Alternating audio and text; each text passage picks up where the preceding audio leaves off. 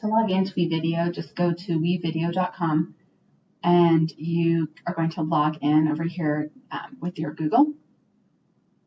So log in with Google. You should already have a login because all Jeffco teachers do.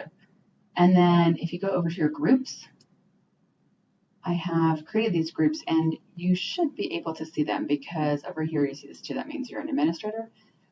So when I click on it, I can see all the students and I can click on each student and see their work. So I'm just going to click on that. So this, all that person has is my project from October 10th. So that person doesn't have it.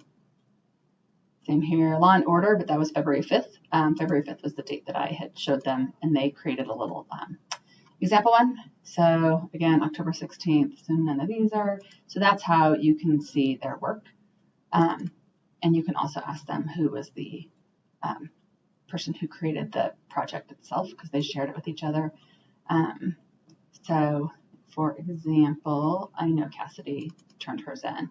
So you can see here, she has it finished February 18th and this is how much time it is, 13 minutes. So anyways, you can see that she has it posted and she put it in Google Classroom. So that's where you can see projects down here. These are not published. So if it's down here, just that they didn't publish it. So I think there was a couple that had that.